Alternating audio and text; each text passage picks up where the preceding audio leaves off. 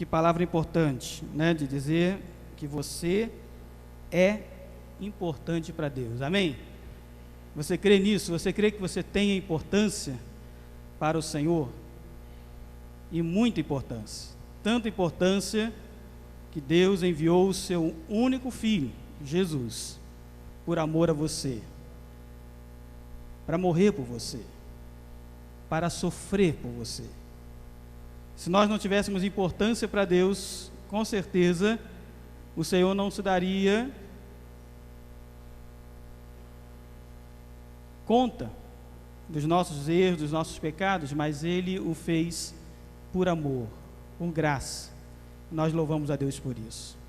Quero convidar você a abrir a sua Bíblia comigo no Evangelho de Lucas, capítulo 22.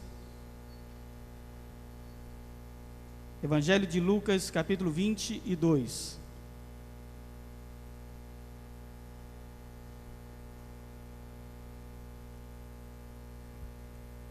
Nós vamos ler a partir do versículo 54. Evangelho de Lucas, capítulo 22, a partir do verso 54.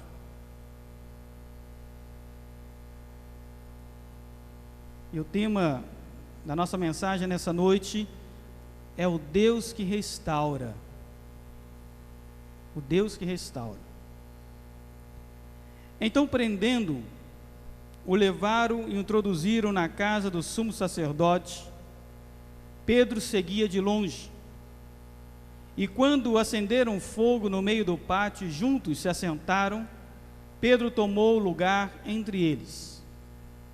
Entre mentes, uma criada, vendo, assentado perto do fogo e fitando, disse: este também estava com ele. Mas Pedro negava, dizendo: mulher, não o conheço.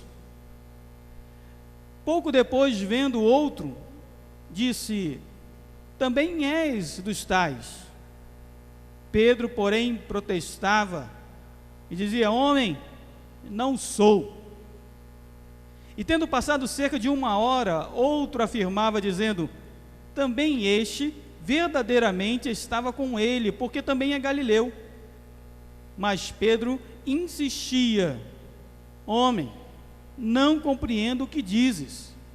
E logo, estando ele ainda a falar, cantou o galo. Então, voltando-se, o Senhor fixou os olhos em Pedro, e Pedro se lembrou das palavras do Senhor, como lhe dissera: hoje 3 vezes me negarás, antes do cantar do galo. Então Pedro, saindo dali, chorou amargamente. Que o Senhor esteja nos abençoando, amém, irmãos? Nós encontramos um contexto de um homem semelhante a nós, Pedro, o grande Pedro, mas um homem parecido conosco, em tudo, nos erros e nos acertos, nas qualidades e nas falhas, um homem semelhante. Talvez o temperamento de Pedro seja diferente do teu.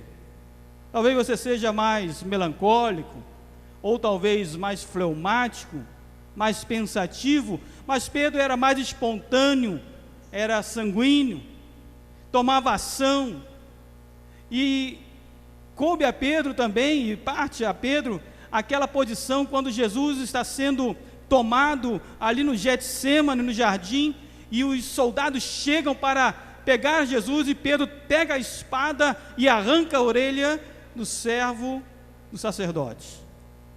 Sanguíneo, um homem que queria resolver rapidamente. Também Pedro era aquele que, quando Jesus vinha andando sobre o mar, sobre as ondas, naquela tempestade, todos com medo, pensando que fosse ali um fantasma, também foi Pedro que botou os pés para fora e disse: Senhor, se é tu mesmo, manda que eu vá ter contigo. E Jesus falou: venha, Pedro. E Pedro estava agora ali andando sobre as águas. É esse Pedro, igual a você, igual a mim, em tudo. Mas agora Pedro, ele foi avisado. Jesus disse a Pedro: Pedro, Você é um homem bom, Pedro, você é um homem de fé, você é um homem de ação, você é um homem que talvez pense pouco para agir, mas você tem um bom coração, Pedro. Mas, Pedro, eu quero te dizer uma coisa: antes que o galo cante, você me negará 3 vezes. E quando Pedro ouve aquela palavra de Jesus, Pedro disse: jamais, Senhor. Todo mundo pode te deixar, mas eu, nunca. Todo mundo pode te abandonar, mas eu não vou te abandonar. E negar, muito menos. Há um aviso do Senhor, um aviso do erro. Jesus avisa: olha, você vai errar, você vai cair, você vai falhar. E então Pedro diz: não, de maneira nenhuma, porque Pedro estava sustentado na sua capacidade, Pedro estava sustentado na sua coragem, Pedro estava sustentado na sua humanidade. E, irmãos, muitas vezes nós somos assim, semelhantes a Pedro. O Senhor nos avisa: olha, cuidado, cuidado o homem que anda em certo caminho, cuidado você que não busca o Senhor de todo o seu coração, cuidado você que não prioriza o seu reino e a sua justiça, cuidado. O Senhor nos avisa e nos alerta várias vezes, que Ele diz: olha, se você andar conforme essa palavra, e dessa palavra não se desviar dia e noite, você será bem sucedido. E o que nós fazemos? Nós desprezamos a palavra, e queremos que as coisas deem certo. O Senhor nos alerta, e Ele diz: olha, lá um salmista fala: escondi a tua palavra no meu coração para não pecar contra ti. E em vez de enchermos o nosso coração com a palavra do Senhor, nós temos tempo para tudo hoje. E não venha me dizer que você não tem tempo, irmãos, porque com certeza você olha o teu celular pelo menos mais de 50 vezes por dia, segundo estatísticas. E nós, brasileiros, gastamos mais de 2 horas e meia na internet, segundo estatística. Então não adianta você falar: não, eu não tenho tempo para ler a palavra de Deus, eu não tenho tempo para ouvir o Senhor falar, eu não tenho tempo. Nós temos, mas estamos gastando de maneira errada. Nós temos, mas estamos administrando de maneira errada. Há um alerta vindo da parte do Senhor, assim como Jesus falou para Pedro: Pedro, você me negará. E Pedro diz: não, eu jamais te negarei. E muitas vezes o Senhor vem a nós e fala para mim e a você: olha, se você não permanecer no meu caminho, se você não andar conforme a minha voz, se você não for obediente aos meus mandamentos, você vai cair, você vai errar. E nós falamos: eu, de maneira nenhuma. Eu já conheci a Cristo, eu já aceitei a Jesus, eu já estou na igreja, eu estou firmado na palavra do Senhor. Eu errar, pecar, de maneira nenhuma. Confiamos na nossa humanidade, confiamos na nossa capacidade, na nossa intelectualidade, confiamos na nossa espiritualidade, mas não ouvimos a palavra do Senhor.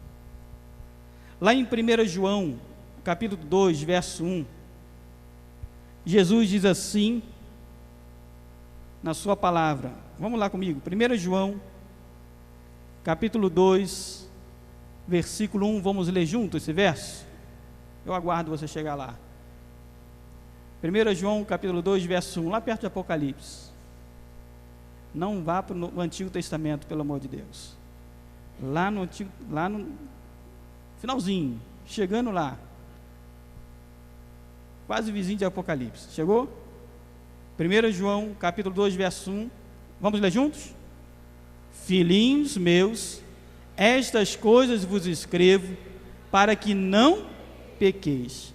Se todavia alguém pecar, temos advogado junto ao Pai, Jesus Cristo. A palavra de Deus a nós é: filhos, eu vos escrevo essas coisas para que vocês não pequem. A vontade de Deus a nós é que nós não venhamos a errar, a tropeçar, a pecar, a nos desviar do seu caminho, nem para a direita nem para a esquerda.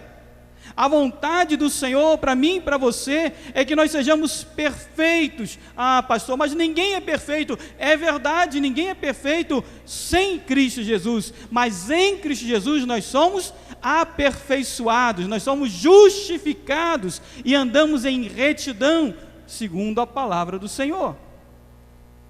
E aí Jesus vem e diz: olha, a minha vontade é que vocês não pequem, não errem.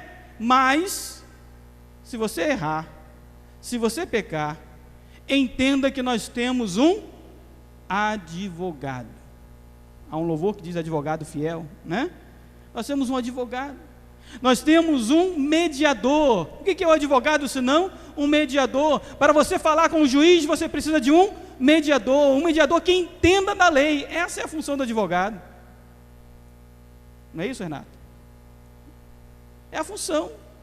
É o seu mediador entre você e a justiça, entre o juiz e o cumprimento da lei. Ali está o advogado. E Jesus é o nosso advogado, porque ele entende tudo de lei. Ele cumpriu a lei nele mesmo, e cumprindo a lei, ele se fez lei na nossa vida, e por isso, porque ele se fez lei, ele pode nos dar graça. Você entendeu isso? Jesus cumpriu a lei, e porque ele se fez lei nele mesmo, ele e somente ele pode nos dar graça. Porque pela lei nós não fomos salvos. Porque pela lei nós não fomos justificados. Porque pela lei nós não fomos aperfeiçoados. Porque pela lei nós fomos condenados. Mas, porque Jesus cumpriu a lei, ele nos deu graça. E ele diz agora, a salvação não é pelo cumprir a lei, a salvação é pela graça, a salvação é pela fé, é todo aquele que crer em Jesus com o seu coração e com os seus lábios proclamar que ele é o seu Salvador, então será salvo. Salvo, pois, mediante a fé, e isso não vem de vós, é dom não de obras, para que ninguém se glorie. A graça do Senhor nos alcançou em Cristo Jesus. Amém, irmãos?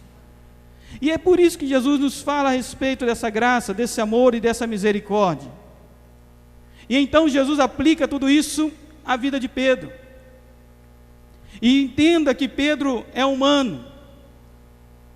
Às vezes é muito fácil nós condenarmos pessoas. Como é fácil?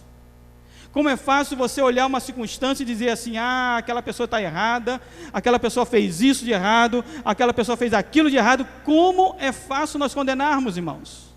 Como é fácil nós rapidamente tecermos uma condenação prévia? Como é fácil? Como é fácil nós olharmos para a vida do outro e começarmos a ver falhas, e começarmos a vermos ali problemas, erros, pecados. Como é fácil isso? Estudando certa vez no seminário, ainda enquanto seminarista, nós tivemos que fazer um trabalho sobre os apóstolos. E de todos os apóstolos, Deus me levou a fazer um trabalho sobre um apóstolo que ninguém queria fazer. Você sabe quem é? Judas. Todo mundo queria fazer Pedro, Paulo, Tiago, tal, todo mundo. E aí o Senhor me levou e falou assim: quer um desafio? Estuda Judas. E aí eu me debrucei em estudar a vida daquele homem que é condenado pela história. Como é fácil nós condenarmos. E então comecei a pesquisar a vida de Judas. Quem era Judas? Quem foi Judas? Por que Judas agiu daquela maneira? Por que Judas pensou daquela maneira? Por que Judas se serviu àquele propósito? Por quê? Por que Judas se juntou a Jesus se ele era o filho da perdição? Por quê? E por um momento, os meus comentários e os meus escritos eram apenas de condenação severa, de não podemos ser como, não podemos fazer como, não podemos e não podemos, olhando sempre para a vida de Judas. Mas em certo momento Deus veio ao meu coração e falou assim: você é igual Judas. Aí eu falei comigo: meu Senhor, que isso? Como? Eu estou aqui no seminário, Eu estou me preparando para ser um pastor. Como o Senhor me fala que eu sou igual a Judas? E o Senhor, através do seu Espírito, diz: você é igualzinho. Tem os mesmos erros, as mesmas falhas, os mesmos pecados. É igualzinho. E aí o Senhor me levou a um outro caminho na vida de Judas, para entender por que Judas agiu daquela maneira. Judas era um zelote. Judas era um partidário político, um homem que sonhava com a libertação do seu povo. Judas era um homem engajado nas questões sociais, e ele se corroía por dentro quando olhava o seu povo, a sua nação, sendo escravizada pelo imperialismo romano. E o sonho daquele homem era ver uma nação restaurada, era ver uma Israel nova.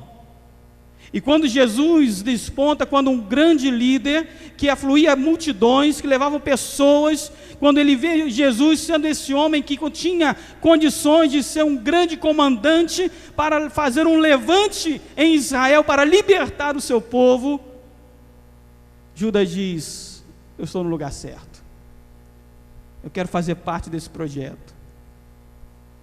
Mas depois de 3 anos andando com Jesus, Jesus agindo por amor e não pela espada, Judas vê assim: se eu não der um empurrãozinho, Jesus nunca vai agir. Se eu não fizer uma coisinha, Jesus vai se deixar levar. E Judas se vê na situação de criar uma circunstância para que Jesus agisse, para que Jesus realmente colocasse toda a sua autoridade e o seu poder, que Judas conhecia e sabia que ele tinha. E Judas faz aquilo tudo que nós sabemos, negociou a entrega de Jesus e toda aquela situação.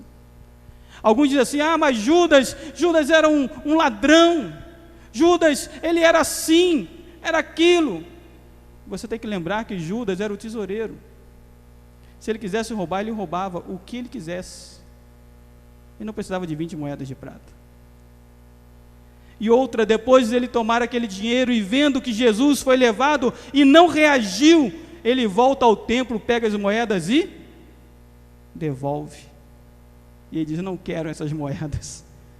E o sacerdote diz: nós também não queremos, porque é moeda de sangue. Judas não queria dinheiro. Judas tinha um sonho de ver uma nação restaurada. E ele sabia que esse sonho poderia ser através de Jesus, mas ele queria criar o caminho dele e não o caminho de Jesus. Judas não entendeu que Jesus veio para salvar, libertar e curar. Judas não entendeu que o caminho que Jesus propôs é um caminho de paz e não de guerra. É um caminho de amor, é um caminho de misericórdia, é um caminho de graça. Judas não entendeu isso. E Judas erra se enforcando e dando cabo da sua própria vida. Qual a diferença então, pastor, de Judas para Pedro? Pedro também falhou e errou igualzinho Judas, não é verdade? Pedro negou Jesus 3 vezes diante das pessoas. Pedro estava ali no pátio, Jesus está sendo julgado no sinédrio pelos sacerdotes. Ali Pedro está no pátio ouvindo, tentando ouvir o que vai acontecer. Mas Pedro nega Jesus igual Judas, errou igual. Mas qual foi a diferença de ambos? É que Pedro se arrependeu e Pedro foi restaurado por Cristo. Qual é a diferença, irmãos, do errar, do pecar e do viver em pecado? É que aquele que peca, a palavra de Deus nós vimos lá em 1 João capítulo 2, verso 1, é que embora o Senhor não queira que nós pequemos, mas ainda assim, se a gente vier a errar, nós temos que saber que nós temos um advogado, um homem que intercede por nós. Jesus é o seu nome, e se nós pecarmos, Ele é poderoso para restaurar a nossa vida, para renovar o nosso coração, para colocar amor novamente, paixão novamente, e para olharmos para as nossas vidas, entendemos que nós não somos nada sem a presença do Espírito Santo nas nossas vidas. Nada. E então Pedro, ele tem esse momento, ele erra, e ali no versículo 61, olha comigo, Pedro já tinha negado Jesus 2 vezes, e agora ele nega a terceira vez. E então ali, voltando-se o Senhor, Jesus saiu lá do julgamento, e agora está passando pelo pátio. No que Jesus está passando pelo pátio, ele olha para Pedro, diz, fixou os olhos em Pedro. Jesus está ali sendo escoltado pelos guardas, sendo levado agora para a prisão, para ser açoitado, para ser preso, porque no outro dia ele seria morto. Pedro está ali na fogueira com os demais, e Jesus passando aqui algemado, Jesus olha, e diz o texto, fixa os olhos em Pedro. Os seus olhos se cruzaram, e naquele momento em que seus olhos se cruzaram, o galo canta. E ao cantar do galo, Pedro lembra das palavras de Jesus. Hoje, Pedro, você me negará 3 vezes, antes que o galo cante. Pedro sai dali desmoronado, chorou amargamente, diz o texto. Pedro está destroçado, 3 anos andando ao lado de Jesus, 3 anos de discipulado intenso, 3 anos conhecendo o Mestre, 3 anos vendo grandes milagres sendo operados, 3 anos que mudariam a sua vida, e agora Pedro vê tudo aquilo indo por água abaixo. O sentimento de Pedro é, falhei. Eu disse para Jesus que eu não falharia, eu disse para Ele que todos poderiam abandoná-lo, menos eu, e agora eu estou aqui, derrotado, acabado, desmoronado. O coração de Pedro está destruído, a fé de Pedro está destruída. Por quê, irmãos? Porque Pedro estava baseando a sua vida na sua força, na sua humanidade, na sua intelectualidade. Será que nós não estamos caminhando nessa direção? Será que muitas vezes nós não estamos caminhando igual a Pedro? Será que você não está caminhando nessa mesma direção, achando que pelo seu próprio esforço, pela sua própria vontade, pela sua intelectualidade ou espiritualidade, você pode alcançar a salvação? E Jesus vem e diz assim, não é por força, nem por violência, mas pelo meu Espírito, diz o Senhor dos Exércitos. É pela graça do Senhor, é pela vontade de Deus que as coisas acontecem, que são realizadas. Mas nós louvamos a Deus que a história de Pedro não se encerrou aqui. A história de Judas se encerrou naquele momento porque Judas não deu condições de Cristo restaurá-lo. Mas a história de Pedro não se encerrou aqui. Olha comigo, lá em João, capítulo 21, o último capítulo do Evangelho de João.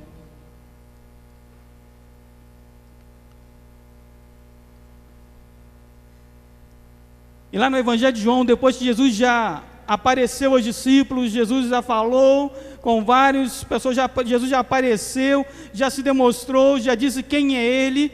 Agora, Jesus tem um momento especial para tratar com Pedro. E eu quero te dizer que esse mesmo momento especial, Jesus também quer ter com você nessa noite.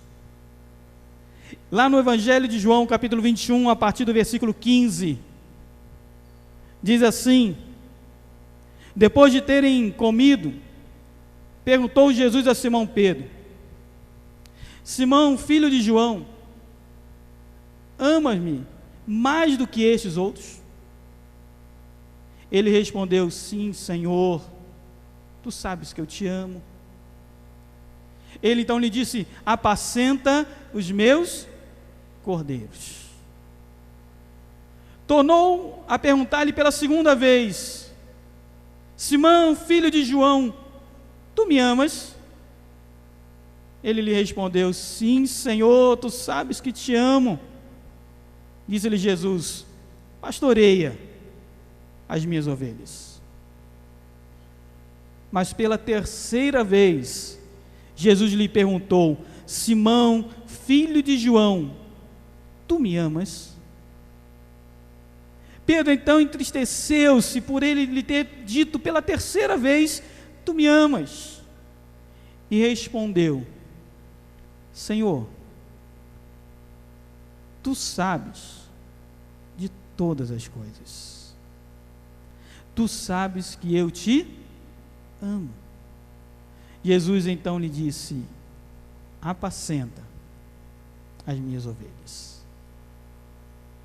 Queridos, nesse momento Jesus está agora trabalhando no coração de Pedro. É uma restauração. É o Deus que restaura, o Deus que avisa do pecado, o Deus que vê a nossa humanidade, mas também é o Deus que restaura o caído, o abatido e o coloca de pé novamente.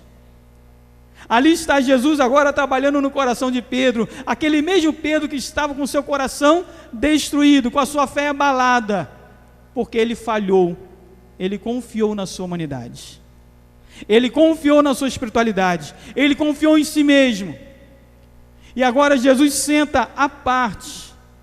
Os discípulos estão ali, mas Jesus fala assim: Pedro, eu quero ter uma conversa contigo, vamos ali no gabinete.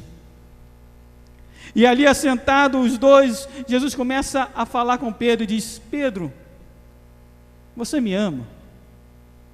Pedro rapidamente diz: Senhor, eu te amo, tu sabes que eu te amo. Aí Jesus: tudo bem. Novamente vem ele e diz: Pedro, tu me amas? Aí Pedro já parou um pouquinho para pensar, segunda vez: não, Senhor, eu te amo. Tá bom. Cuida. E aí Jesus vem pela terceira vez: Pedro, tu me amas, Pedro? Então Pedro, nesse momento, cai aquela ficha. Poxa, Jesus me perguntou 3 vezes, por quê? Será que Jesus está duvidando do meu amor? Será que Jesus está duvidando que eu amo? Será que Jesus não confia mais em mim porque eu falhei? Eu errei? Eu o desapontei? Será que não confia mais em mim?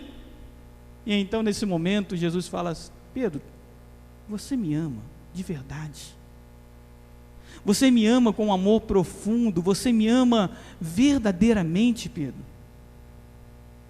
E então Pedro para agora para pensar e fala: Senhor, tu sabes de todas as coisas. Agora Pedro entendeu que Jesus estava falando com ele. Pedro entendeu que Jesus estava restaurando aquele Pedro que tinha negado a Jesus 3 vezes, aquele Pedro que tinha falado: eu não conheço e eu não conheço. E agora Pedro diz para Jesus: Senhor, eu te amo, e tu sabes de tudo, tu sabes que se eu for depender de mim mesmo, eu vou falhar novamente. Tu sabes, Senhor, que se eu for depender da minha capacidade, eu vou errar novamente. Tu sabes, Senhor, que se eu for depender da minha intelectualidade, eu vou falhar novamente. Mas, Senhor, tu sabes de todas as coisas, e tu sabes do que o amor que eu tenho por ti é um amor verdadeiro, é um amor sacrificial, e eu estou pronto agora sim, eu estou pronto a dar a minha vida por ti. E aí Jesus diz: agora, Pedro, você está restaurado. Agora, Pedro, você entendeu o que é amor. Amor não é apenas andar ao lado, amor é se sacrificar pelo outro. Amor não é apenas palavras serem lançadas ao vento. Amor é estar pronto a dar a sua vida por amor ao outro. Isso é amor, Pedro. Amor não é apenas Pedro falar: Senhor, se tu fores eu vou contigo. Não. Amor, Pedro, é na hora que alguém perguntar: você é um deles, ainda que isso lhe custe a sua vida, e você dizer: eu sou, eu o amo, Ele é o Senhor da minha vida. Queridos, eu creio que Deus quer restaurar as nossas vidas nessa noite. É o Deus da segunda chance, é o Deus que nos dá oportunidade, é o Deus que, mesmo olhando os nossos erros, não nos julga, mas estende as mãos para nos ajudar. É o Deus que, mesmo vendo os nossos pecados, Ele está ali como mediador para dizer a mim e a você: eu acredito em você, eu creio que você será uma grande pessoa, eu acredito que você será um grande servo, eu acredito em você. A palavra de Deus nessa noite, a mim e a você, é: eu acredito em você, apesar das suas falhas. O que Deus quer falar a você nessa noite é que Ele acredita em você, apesar dos seus erros, e Ele quer restaurar você, Ele quer dar uma nova oportunidade, Ele quer dar uma nova chance, como Ele deu a Pedro. Ele quer dar algo novo, que somente Jesus pode dar. Eu quero orar por você agora, em nome de Jesus. Eu quero orar pela sua vida agora, em nome de Jesus. Eu quero te convidar, nesse momento, a você fechar os seus olhos, e a você, num breve momento, trazer à memória os seus erros. Ah, pastor, mas são tantos erros. Traga à memória alguns mais recentes. Está lembrando desses erros? Jesus está aqui para dizer a você: eu quero restaurar a sua vida, eu acredito em você, eu quero te dar uma nova oportunidade, eu quero te dar vida e vida em abundância. Eu quero que você não viva na sombra do passado, mas viva na expectativa do futuro.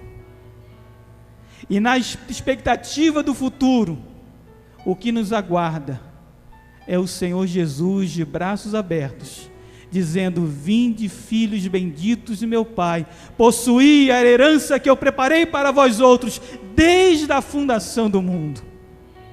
A perspectiva do passado são os nossos erros, os nossos pecados, que nos acusam e dizem a nós: você não é digno, você não é fiel, você é pecador, você não é merecedor. Essa é a sombra do pecado, é o pecado do nosso passado que nos acusa dia e noite.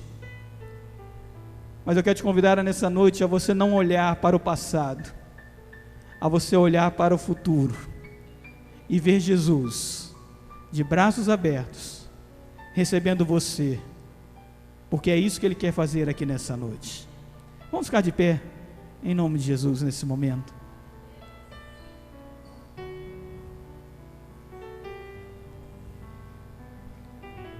Qual é a perspectiva que você quer continuar vivendo?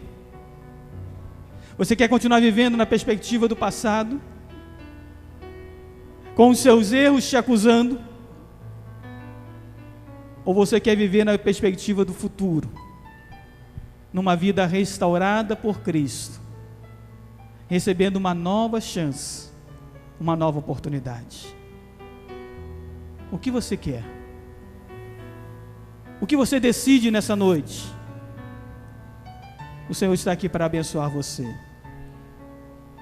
E eu quero convidar a você agora, em nome de Jesus, a você que quer olhar não para o passado, mas você quer olhar para o futuro, a você que quer olhar para Jesus ali, te aguardando de braços abertos, e Jesus está falando para você: vinde a mim, todos vós, vinde a mim, todos vós, sem exceção, vinde a mim, e eu jamais vos lançarei fora. Vinde a mim como estáis, cansados, sobrecarregados, vinde a mim, porque eu tenho palavra de vida eterna, palavra que restaura, que cura e que liberta, palavra que vai mudar a sua vida. Vinde a mim, disse Jesus. Eu quero orar por você agora, em nome de Jesus, em nome de Jesus. A você que crê que Deus pode e quer restaurar a sua vida hoje, aqui e agora, você crê nisso? Eu quero convidar a você a sair do seu lugar e vir aqui. Eu quero orar com você agora, em nome de Jesus. Sai do seu lugar e vem aqui, eu quero orar agora contigo. A você que crê que Jesus quer restaurar a sua vida, agora, hoje, em nome de Jesus, sai do seu lugar e venha.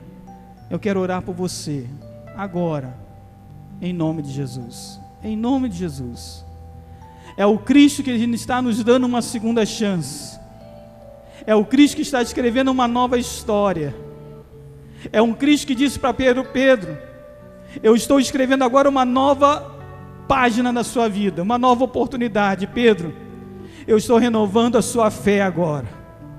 Pedro, eu estou tirando você de trás das redes, de trás dos barcos, de trás daquele temperamento sanguíneo, e estou dando a você agora, Pedro, a oportunidade de pastorear as minhas ovelhas. Eu estou dando a oportunidade de você agora, Pedro, de ser um homem diferente. Mas isso só aconteceu quando Pedro foi restaurado por Jesus. Quando Pedro entendeu o que é amor, verdadeiramente amor. Eu quero orar pela sua vida. Você quer vir aqui? Sai do seu lugar e vem aqui. Eu quero orar por você agora, em nome de Jesus. Em nome de Jesus. Você que precisa ter a sua fé restaurada em Cristo, venha. Coloque-se diante do Senhor e diga: Senhor, eu pensei que eu era melhor do que Pedro, eu pensei que eu era melhor do que Judas, e hoje entendi, Senhor, que eu sou igualzinho a eles todos, pecadores, falhos. Mas eu entendi também, Senhor, que nessa noite o Senhor veio aqui para mudar e restaurar a minha vida, assim como o Senhor fez com Pedro. E eu estou aqui para ser transformado em nome do Senhor Jesus Cristo. Em nome de Jesus. Há mais alguém nessa noite que quer vir aqui? Os braços do Senhor estão abertos para nós. Estão abertos para você. Alguém conosco que quer tomar a sua decisão por Cristo? Quer dizer: olha, eu quero aceitar a Jesus hoje no meu coração. Eu quero correr para os braços de Cristo hoje, entregar-me a Ele, porque Ele é o Senhor da minha vida. Há alguém nessa noite? Vem aqui, eu quero orar por você. Se você quer fazer essa entrega agora, em nome de Jesus, a oportunidade está sendo dada a você agora. Nós vamos orar. Senhor nosso Deus, Pai querido, Deus bendito, nós queremos te agradecer, ó Deus, porque Tu és o Deus que restaura. Tu és o Deus, ó Pai, que não nos deixa caído, abatido nos nossos erros e pecados. Tu és o Deus, ó Pai, que é o nosso advogado, que providenciou um mediador para nos justificar, para nos lavar e nos purificar de todo pecado. Senhor, nós queremos te agradecer pela vida do Teu Filho amado Jesus Cristo, pelo Seu sacrifício na cruz do Calvário por nós, e porque um dia nós o aceitamos e o Senhor nos lavou, perdoando todos os nossos pecados. E então nós passamos a ter, ó Deus, não agora o peso do pecado sobre nós, mas nós passamos a ter a perspectiva da vida eterna sobre nós. Obrigado, Jesus. Restaura os nossos corações. Restaura, Senhor, a nossa fé. E assim como Tu fizeste com Pedro naquele dia, o Senhor também, ó Pai, possa soprar sobre nós o sopro do Teu Espírito Santo, para que nós sejamos Tuas testemunhas aonde o Senhor nos enviar. Dá-nos autoridade e poder em nome do Teu Filho amado Jesus. Graças te damos. Louvado seja o Teu nome, para todo sempre. Amém e amém, Senhor. Aleluia.